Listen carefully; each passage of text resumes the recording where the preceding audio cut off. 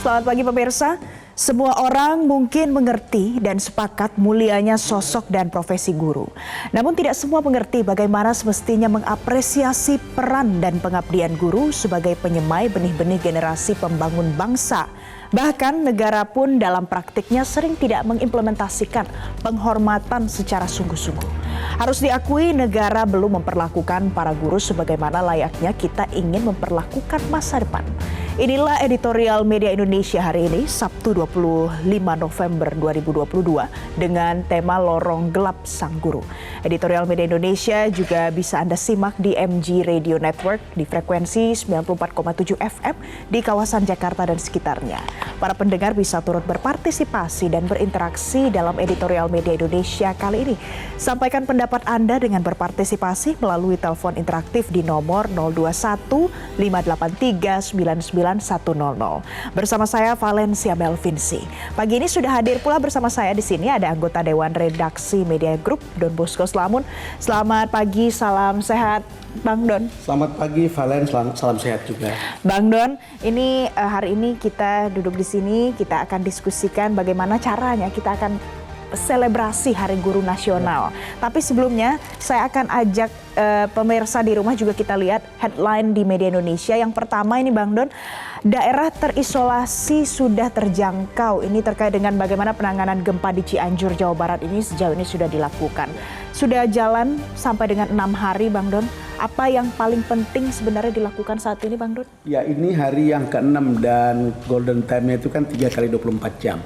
Tetapi bagaimanapun kita harus mengapresiasi bagaimana kerja tim, entah Basarnas, entah untuk tim yang berkoordinasi untuk dari Polri dan dari TNI untuk mengevakuasi, kemudian merehabilitasi, dan bahkan sampai sekarang masih harus menemukan orang-orang yang hilang. Jadi ada 24 orang hilang dan sudah ditemukan 310 orang yang dinyatakan meninggal. Lalu 272 orang yang sudah pasti diketahui meninggal, teridentifikasi 165 orang. Tim masih harus tetap bekerja keras untuk bisa setelah 6 hari. Betul bahwa Cianjur itu tidak jauh dari Jakarta, tetapi medannya memang tidak mudah. Ya, kemudian ada tantangan juga, misalnya ada gempa susulan. Betul. Terjadi di sana. Bagaimana dan tim bahkan ratusan kali juga.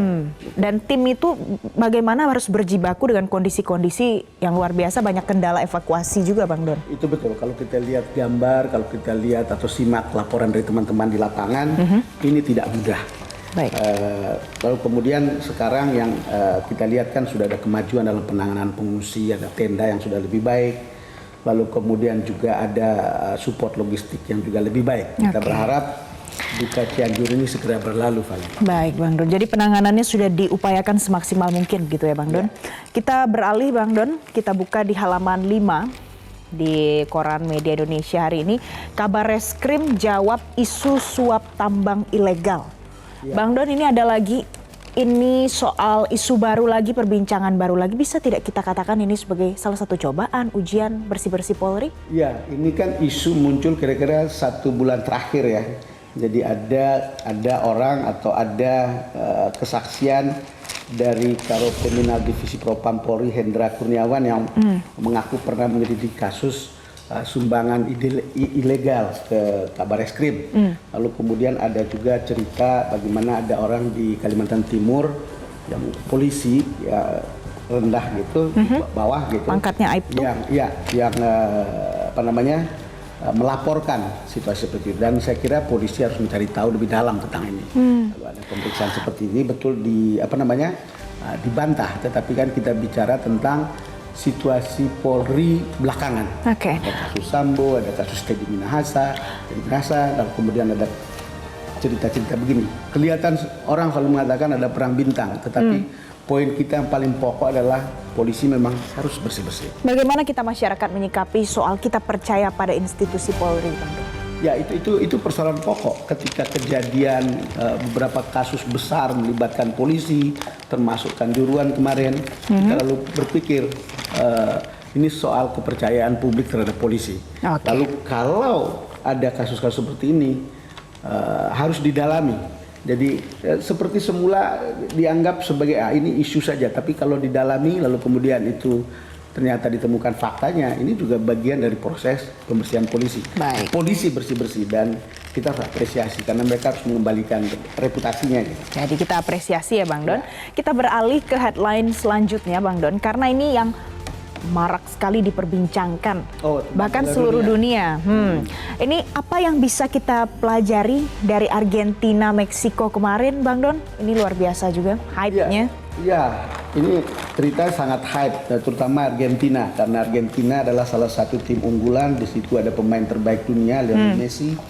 Lalu kemudian ternyata di pertandingan pertama kalah, ditekuk oleh Saudi, dan ini sangat menarik.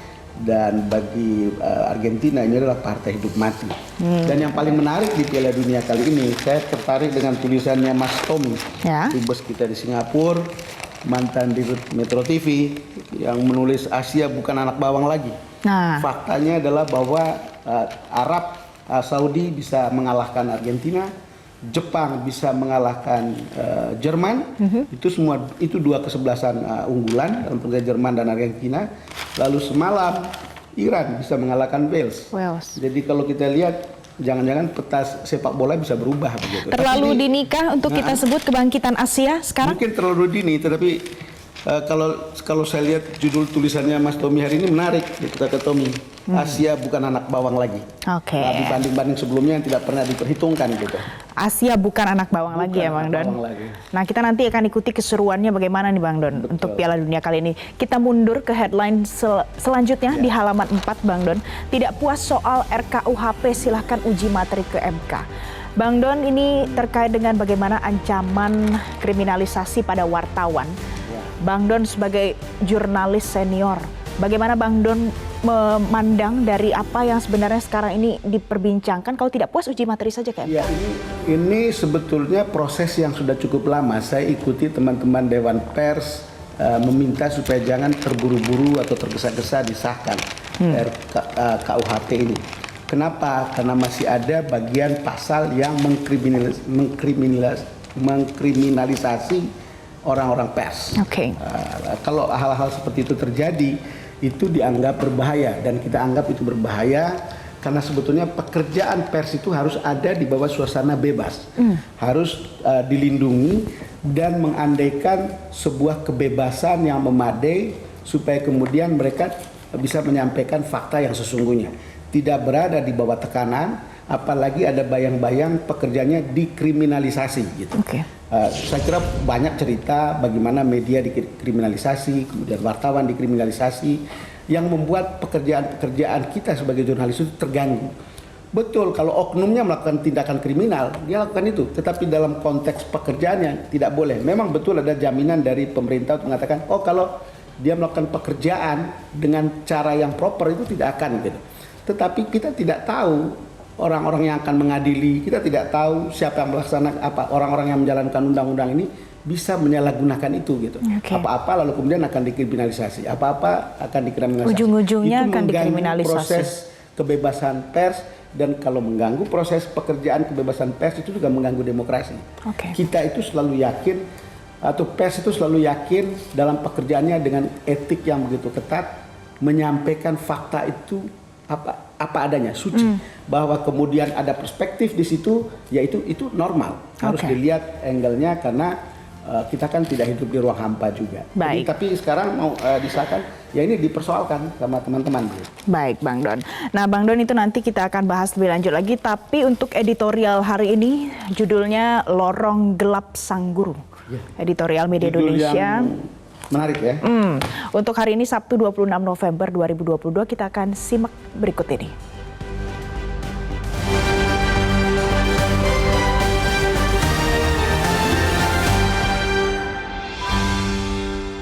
Lorong Gelap Sang Guru.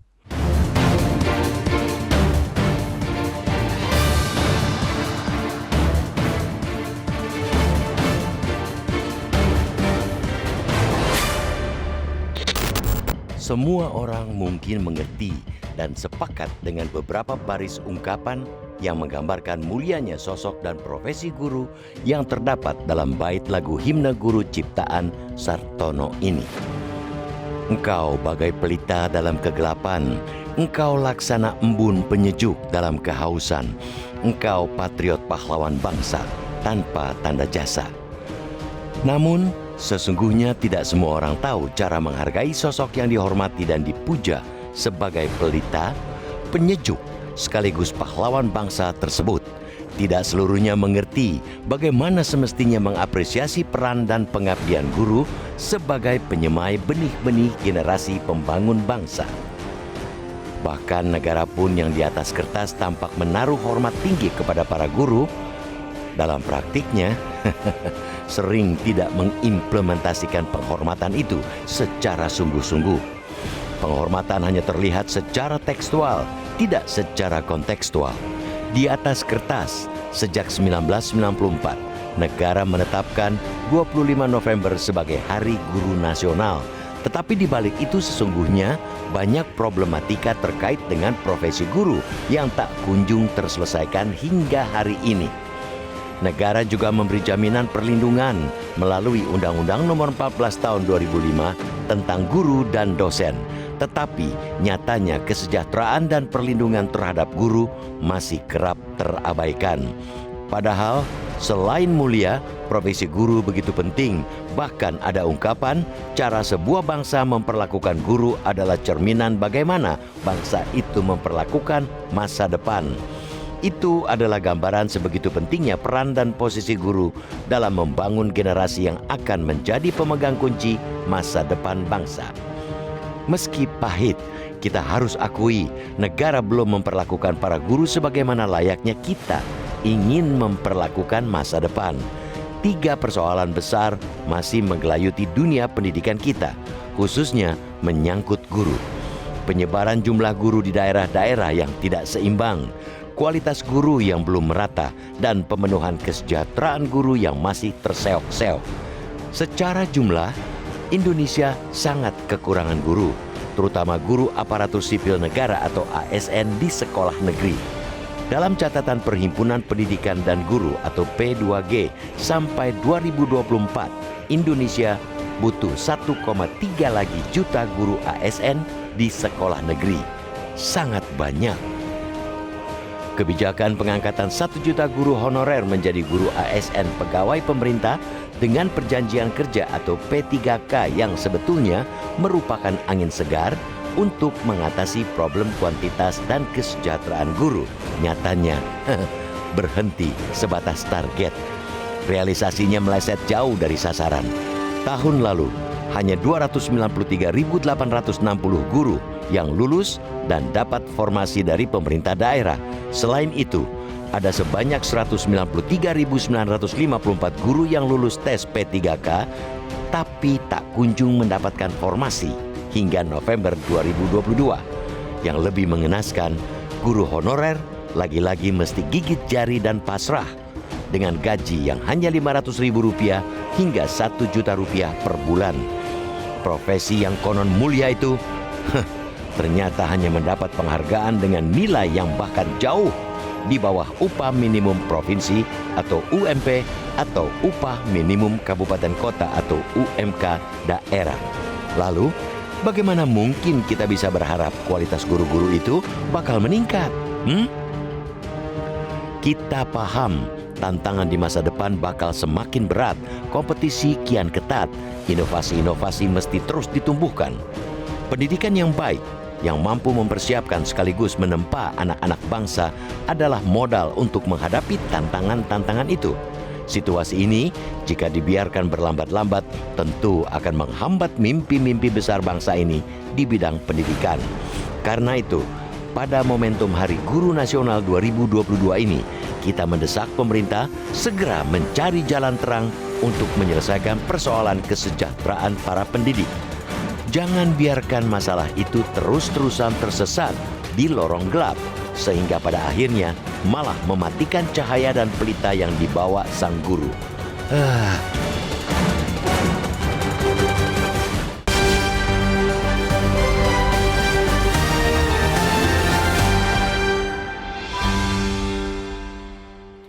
Nah pemirsa, itu tadi editorial Media Indonesia hari ini. Bang Don, judulnya Lorong Gelap Sang Guru. Kalau kita lihat permasalahannya sebenarnya itu saja dibahas sudah sejak lama Bang Don. Soal status, kualitas, sejahtera. Kapan selesainya seperti ini Bang Don? Berputar-putar di sekitar itu memang. Tapi judul hari ini agak menggugah Valen. Jadi lorong gelap sang guru. Jadi kita memang berhadapan dengan problem itu saja. Cuman kalau kita lihat ya, saya kira kita sudah sadar betul ketika APBN itu berubah. Di mana undang-undang menetapkan APBN untuk pendidikan itu 20%. Ya. Cuman fakta yang kita lihat di lapangan, mutu pendidikan kita itu kan masih rendah. Pendidikan dan kemiskinan itu sangat terkait. Kalau kita lihat itu kayak lingkaran setan. Poverty and lack of education itu menimbulkan problem lack of opportunity. Okay. Jadi kita tidak bisa, kalau orang kurang pendidikan, opportunity kehidupan ke depan itu sangat terbatas. Jadi kalau orang kurang pendidikan, lalu kemudian dengan begitu menjadi low income. Kalau low income, ya orang itu lapar, miskin, kesehatannya nggak bagus, lalu kemudian standar kehidupannya juga tidak bagus. Kalau kita lihat lingkaran kemiskinan itu, dan itu ada hubungan dengan pendidikan, maka kalau kita mau keluar dari situ, mestinya adalah kita memulai dengan pendidikan. Dan pendidikan itu harus dimulai dari guru. Semuanya harus dimulai dari Semua guru. harus dimulai dari guru. Dan guru yang sejahtera, guru yang kompeten, menghasilkan anak didik yang baik, menghasilkan masyarakat yang baik, kira-kira begitu. Tapi ternyata Bang Don, di Indonesia guru masih jauh dari kata sejahtera. Ya masih jauh, dan itu problem yang sudah lama. Tentu kalau kita lihat ada perbaikan salary. Sebetulnya di kampung-kampung guru itu termasuk kelas menengah dan kelas atas, karena banyak yang juga yang berkebun. Tetapi kalau di kota mereka itu termasuk kelas menengah bawah. Kalau kita lihat dari kacamata awam, kita standarnya ada upah minimum, guru bahkan Bang Don honorer itu bisa mulai dari 300.000 sampai dengan 2 juta per bulannya. Kalau ASN bekerja sekian tahun maksimal sampai 6 juta lah kurang lebih per bulan. Ya, kalau kita lihat itu kan ya ada guru yang menjadi tukang gojek. Ada guru honorer dengan 300.000. Ada guru yang sudah kecil terimanya juga lama. Ya bagaimana kita bisa berharap bahwa mereka itu sangat dedikatif pada pendidikan, yang kemudian orang keluar dari lingkaran kebodohan tadi menjadi lebih pandai, lalu kemudian menjadi lebih sejahtera gitu. Kalau situasi guru kita seperti ini.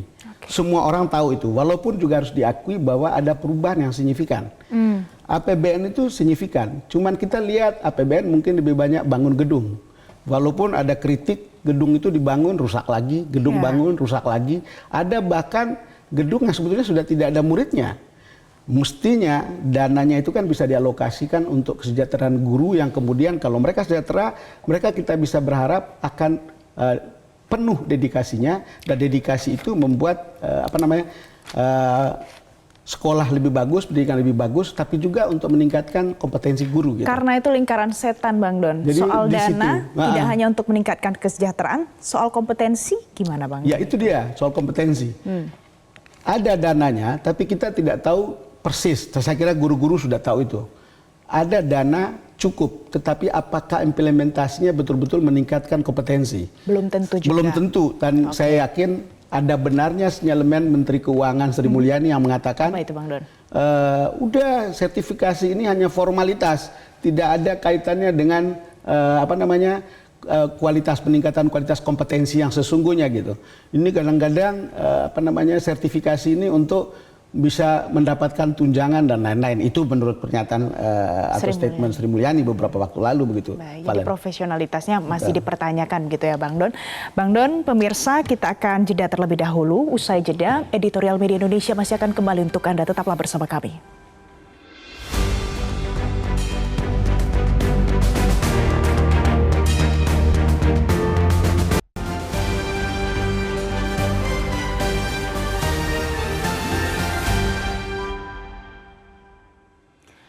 Pemirsa, terima kasih Anda masih bersama kami di editorial Media Indonesia. Pagi ini kami sudah tersambung melalui sambungan telepon bersama pengamat pendidikan Doni Kusuma untuk membahas lebih lengkap terkait dengan topik pagi ini. Selamat pagi Pak Doni.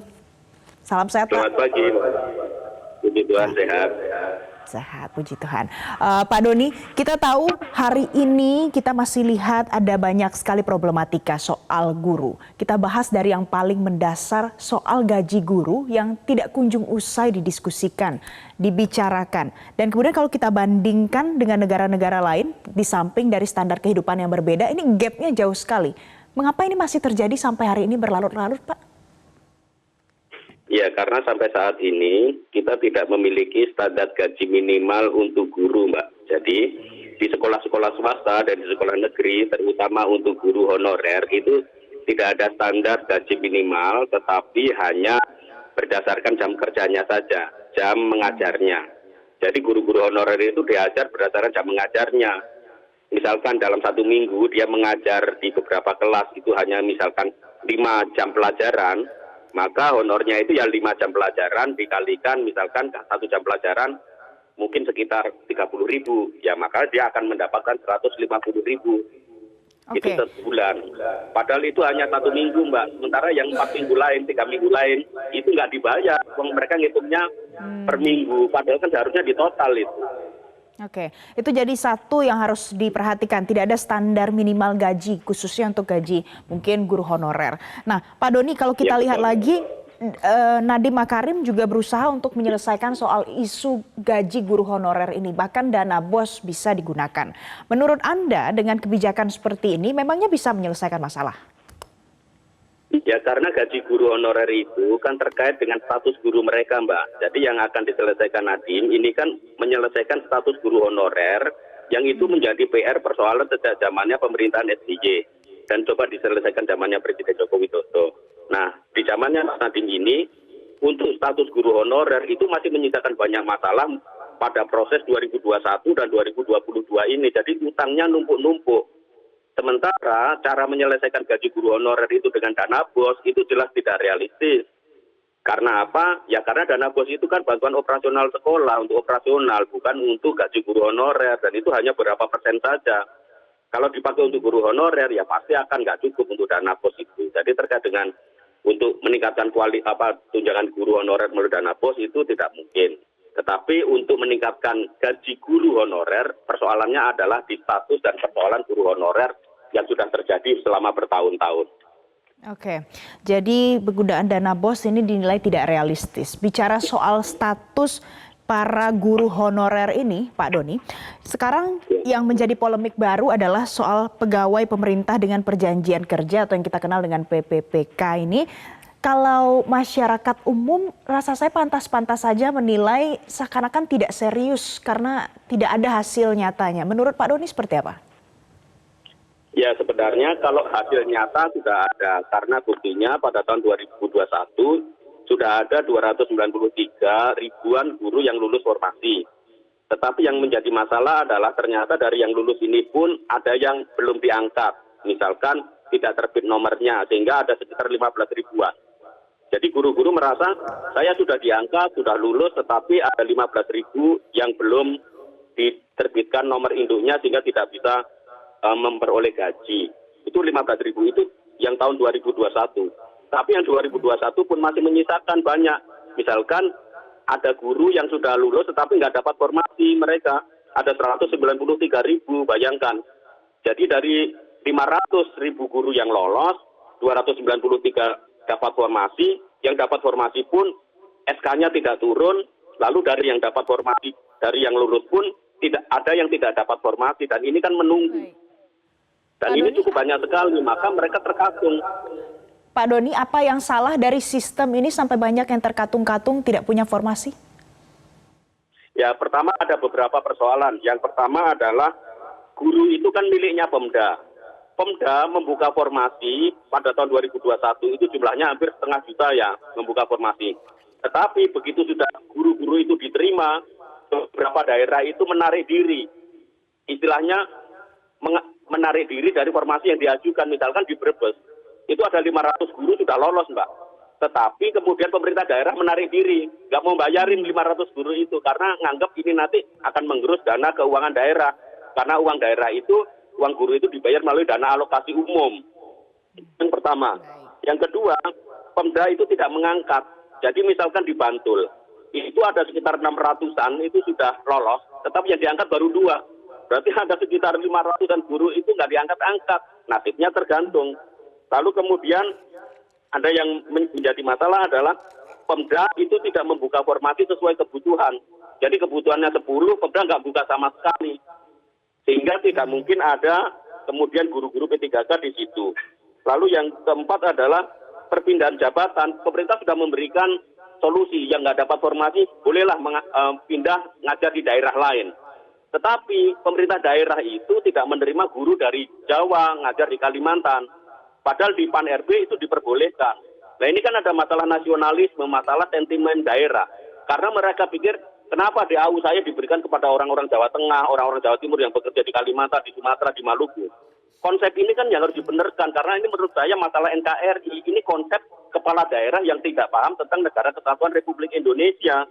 Lalu yang terakhir, yang paling parah adalah, mengapa tidak ada formasi, tidak ada lowongan, tidak ada kebutuhan, Kemdikbudristek itu bersama PAN-RB dan lain-lain membuka terus-menerus proses seleksi ini, sehingga kemudian menjadi persoalan yang lama saja belum selesai, kemudian ditambah lagi dengan persoalan baru. Seharusnya dibereskan dulu yang 2021, yang sudah lolos itu dibereskan sesuai dengan formasinya. Kemudian baru membuka lowongan baru yang jelas-jelas ada formasi, ada kebutuhan, dan dikomunikasikan dengan pemerintah daerah, sehingga pemerintah daerah itu bisa membayar dan mau mengeluarkan SK-nya. Kalau tidak, ya itu hanya PHP bagi para guru. Baik. Nah, terima kasih Pak Doni Kusuma, pengamat pendidikan, karena kita jadi terinspirasi jangan sampai kebijakan dan sistem ini jadi PHP untuk para guru. Terima kasih Pak Doni. Bang Don, kalau kita dengar apa yang disampaikan PHP Pak Doni tadi, guru. PHP untuk guru, menurut Bang Don bagaimana? Saya juga baru dapat penjelasan dengar dari Mas Doni ini, dan saya kira akhirnya kita mengetahui pertama banyak sekali birokrasi di sana. Birokrasi itu kemudian menyulitkan para guru atau menyulitkan sang guru atau calon guru gitu. Kedua, banyak birokrasi ini kemudian membuat pengaturan itu begitu kompleks jadinya. Kita tahu bahwa ini juga tidak gampang, tapi harapan kita kan selalu begini. Kalau you mengharapkan anak-anak kita pintar, anak-anak kita terdidik dengan lebih baik, ya selesaikan dulu nasib guru ini dengan cara yang lebih mudah. Kira-kira begitu kan?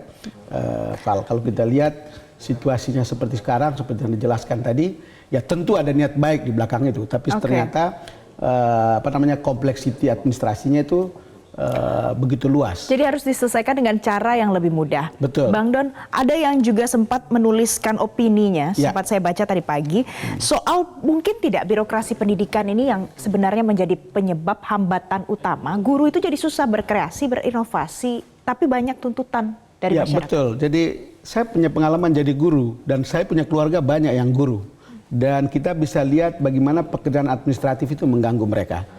Kita harus yakin dan kita menyaksikan dengan mata kepala sendiri. Kalau kita bicara jujur, yang dibayar oleh negara dan kerja dengan waktu yang begitu padat dan kerjanya banyak, itu tenaga kesehatan dan tenaga guru. Kita tidak tahu, banyak pegawai di kantoran yang datang duduk lalu kemudian tinggal terima duit pada akhir bulan. Itu bedanya dengan guru gitu. Kalau lihat begini kan mestinya kita juga harus mestinya harus lebih diistimewakan lah untuk melayani mereka ini. Mungkin sudah berusaha mati-matian mengajar dan itu sendiri sebuah proses kerja yang tidak gampang, mestinya urusan administratifnya lebih mudah gitu. Oke, mungkin semua pekerjaan punya bebannya masing-masing, tapi dengan kondisi hari ini kita lihat guru tentu perlu diistimewakan gitu ya Bang Don. Betul. Bang Don, pemirsa, nanti usai jeda editorial Media Indonesia masih akan kembali untuk Anda, jadi tetaplah bersama kami.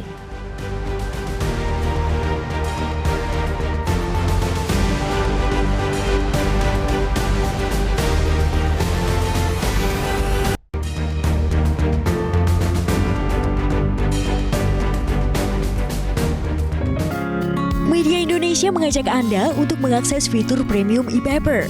Dengan sajian konten berbasis intelektual dan meneguhkan kebangsaan, Media Indonesia tampil dengan lebih dinamis melalui e-paper Media Indonesia yang dapat Anda akses kapan saja, di mana saja. Caranya mudah, download aplikasi Media Indonesia di Android atau ketik link e-paper.mediaindonesia.com atau bisa scan QR Code pada layar kaca Anda. Klik tab e-paper di bagian samping layar tablet Anda, daftarkan data diri, serta pilih paket berlangganan e-paper Media Indonesia sesuai dengan kebutuhan Anda. Nikmati juga bonus spesial tambahan 4 halaman rubrik fokus setiap hari.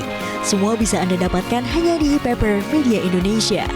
Untuk informasi lebih lanjut, hubungi customer service di nomor 0811 1201 2018 atau kunjungi media sosial @mediaindonesia. Media Indonesia, referensi bangsa. Terima kasih pemirsa, Anda masih bersama kami di Editorial Media Indonesia. Pagi ini Bang Don, kita juga punya beberapa penelpon yang mungkin akan menyampaikan pendapat. Kita akan sapa langsung. Yang pertama ada Ibu Ong Meiwa dari Jakarta. Selamat pagi. Selamat Bu Ong. pagi Mbak Valen. Silakan, Pagi, bagaimana Bang Ibu Don. pendapatnya? Pagi Bu Ong. Ya. Kita pintar dari guru. Guru pahlawan tanpa jasa. Bang Don. Ya. Bang Don sama Mbak Valen bisa duduk di metro dan bisa menjadi andalan metro. Itu adalah dari guru, jasa guru Bang Don. Guru sangat memprihatinkan dengan kesejahteraan. Banyak guru yang jauh dari Jakarta yang honorer menerima gaji hanya 500.000 Bang Don. Nah ini bagaimana? Siapa yang salah? Apakah Departemen Pendidikan atau Pemda setempat? Sehingga kesejahteraan guru tidak diperhatikan. Padahal guru-guru kita ini mendidik yang menjadi bangsa ini pintar. Baik. Menjadi menteri, menjadi anggota DPR, menjadi Bang Don dan Mbak Valen. Nah inilah Mbak Valen, bagaimana kesejahteraan guru agar kedepannya itu sejahtera. Zaman dulu Mbak Valen, Ibu ingat guru Ibu itu punya rumah, punya kendaraan. Nah sekarang dengan zaman milenium, guru itu sangat minim Mbak Valen. Padahal jam kerjanya, jam mengajar itu sangat padat. Nah, terima kasih Bu iya. Ong. Jadi ada beberapa perbedaan gitu ya Bang Don? Ya. Kondisi guru dulu dan kondisi guru yang sekarang. Terima kasih Bu Ong, kita akan ke penelpon selanjutnya. Ada Pak John Veto dari Batam. Selamat pagi Pak John. Silakan Pak John. Selamat pagi Mbak Valen, selamat pagi Bung Don Bosco ya. Salam sehat selalu. Pagi. Jadi begini, ya. Pertama sekali saya mengucapkan selamat Hari Guru Nasional dulu ya pada guru, karena ya guru inilah kita nih, keberadaan Indonesia nih diakui oleh internasional ya karena guru. Jadi begini, lorong gelap sang guru ini saya apresiasi betul sama editorial Media Indonesia nih, Metro TV ini. Sangat konsen ya masalah pendidikan nih, masalah semua lini dia sangat konsen, apalagi ini masalah guru. Memang betul, ini memang sangat ironis betul masalah guru kita nih. Jadi gini Bang Don, coba Bang Don lacak aja se-Indonesia ini ya. Ini berapa banyak kepala sekolah sekarang yang meringkuk dalam penjara gara-gara dana bos. Ya, gurunya ya. Sedih betul. Daerah Kepri aja berapa orang itu? Itu baru Kepri kecil aja tuh. Ya. Coba ini kenapa dia bisa ada di situ? Bermain di situ, terjebak di situ. Ya, kembali lagi kita tadi, kesejahteraan guru ini. Kan apalagi kami di Kepulauan Riau, kalau Bang Don tengok itu, guru-guru yang di pulau-pulau itu ada satu dari ibu kota kabupaten, itu ada 2 jam dari tempat dia mengajar itu. Terus sekali seminggu dia bisa ke kotanya. Pulau-pulau, apalagi di Anambas, Natuna, dia apa. Memang saya kan ada lagi guru yang nyambi, ngojek, bayangkan. Jadi kita ada slogan guru pahlawan tanpa jasa. Seharusnya pemerintah kita ini malu slogan itu. Seharusnya guru ini diberi bahwa ini guru ini nyata-nyata pahlawan ya, pahlawan bangsa ini. Jangan dibikin tanpa jasa, dikasih jasa dia. Terima kasih Pak John Veto, kita sudah terima pesannya. Kita memang juga lihat ya Bang Don, ada gap luar biasa, apalagi di Kepulauan Riau, di provinsi lain, di Jakarta saja sudah miris. Kita ke penelpon selanjutnya, ada Bu Indra dari Cirebon, Jawa Barat. Selamat pagi Bu Indra. Silakan. Selamat pagi Mbak Valencia dan Bung Don Bosco Selamun. Assalamualaikum warahmatullahi wabarakatuh Metro TV. Waalaikumsalam. Mbak Valens, Bu Indra ini pensiunan guru dan melihat keadaan sekarang ingin banyak yang dicurahkan dari hati, tapi berusaha untuk meringkasnya.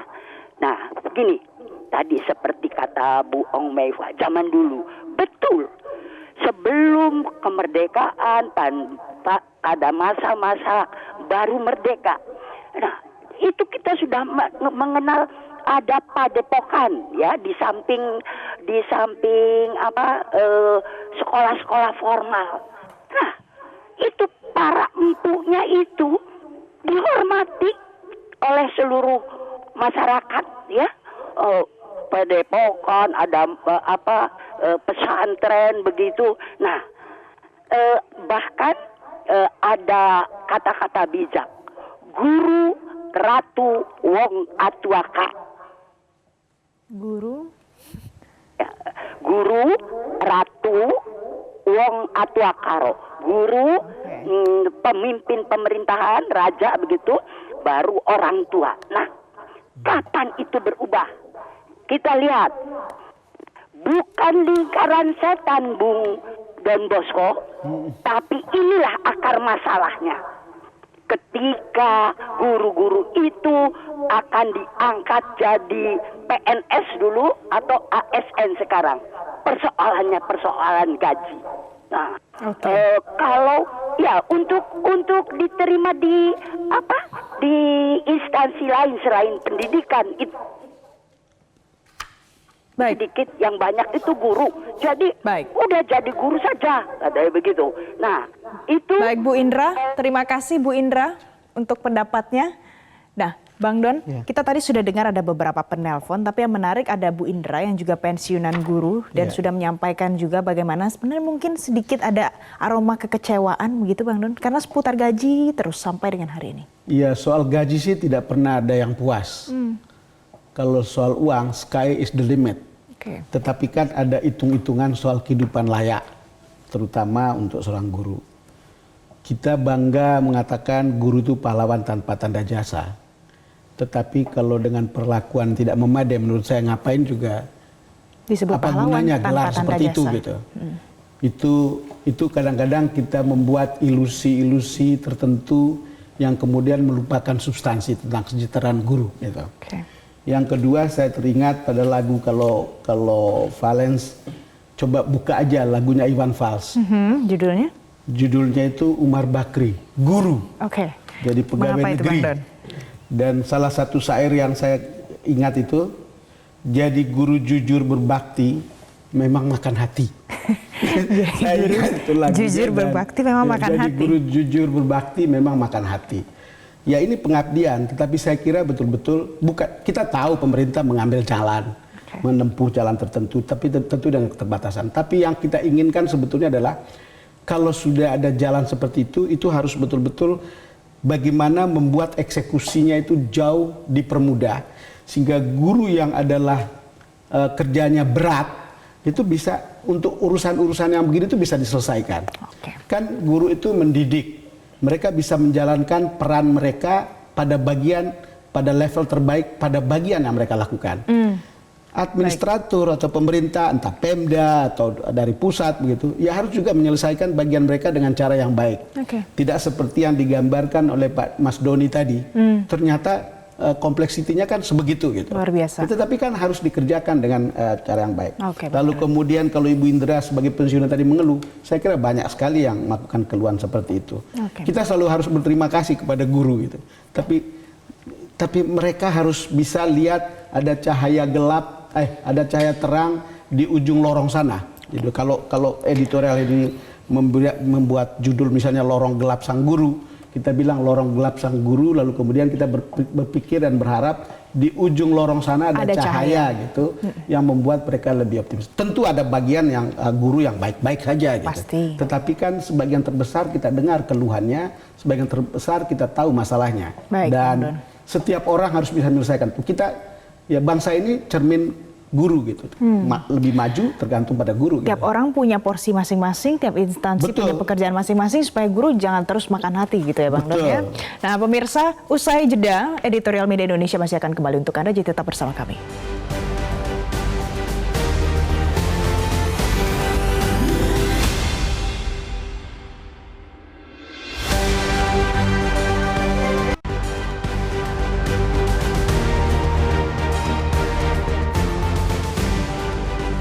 Pemirsa, terima kasih Anda masih bersama kami di Editorial Media Indonesia.